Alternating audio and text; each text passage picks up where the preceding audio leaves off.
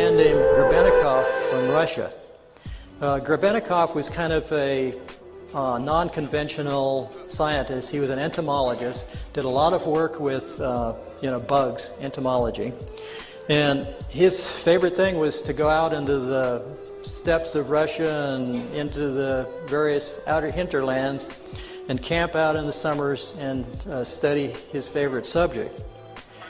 And on one of these expeditions, he started seeing some weird effects. This is all explained in great detail on the AchilleNet site if you type in Grebennikov and his flying box or gravity platform. But anyhow, the result of this was to show that he found a certain bug that didn't fly, it levitated. And this was, he'd put this bug into a little vial or something, and he saw this vial jumping up off the lab table, jumping up and down. And of course this is patently impossible based on any time of normal physics. So he got into this, and he found out that the bug wings themselves were creating an anti-gravity phenomena under certain conditions. And of course what we have here, if you analyze, I think I found the bug. It's actually a beetle. And if you analyze this bug structure, you see a hexagonal pyramid structure array throughout the entire bottom wing of this bug. Turns out that beetles have two wings. The top wing is called a wing cover, and what the beetle does is it lifts this wing cover up, and then it flips out its lower wings, or inner wings. Now the bug cover protects the inner wings, but when it gets excited or something, it flips these other wings out, and it flaps these other wings, and the inner wings flap a little, and this beetle goes gyrating around. They can't fly very good, but they sure levitate great, I guess. And anyway, he took a whole bunch of these bug wings, and he glued them to like a Venetia blind structure, and he put it into a little platform he built. So they were all, these bug wings were all covered in here.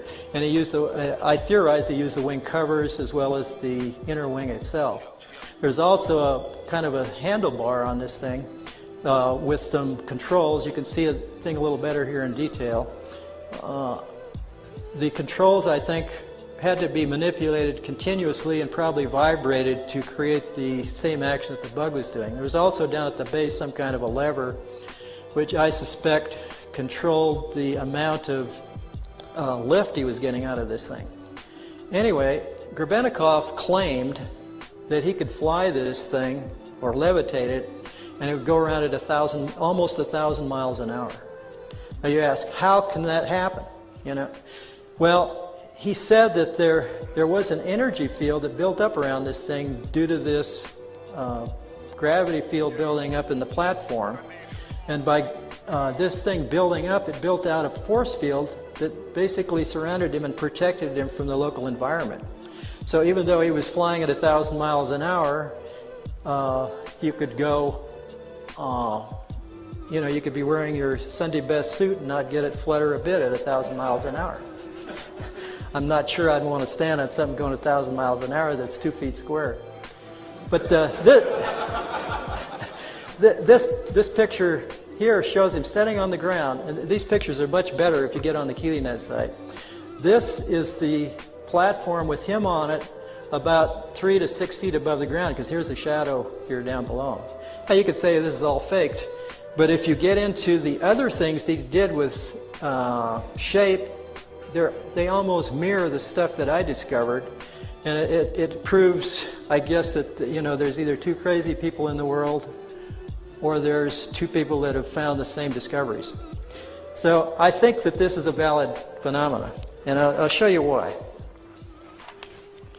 Next slide is a micrograph that I took of a beetle inner wing. This is at 100x. If you look closely at this thing, you can see rows of bumps all along the bottom of this wing, each row is staggered from the next row next to it, and this is all over the surface of the bottom of the wing. Now, I don't know of any aerodynamic surface that has bumps all over the bottom to help it fly better. If you blow this up to 430x, you can start to see some of this microstructure of the cells that form where these bumps are. The next slide, at 970x, you start to see what these bumps that stick up are. They're hairs, look like hairs or fibers that grow out of the center of these hexagonal cells. And of course, this harkens back to my basic shape power discovery, is that each one of these, because of their shape going down to a point, is creating a magnetic field. And remember, a magnetic field is a rotating piece of vortex in each. Yo, I need it.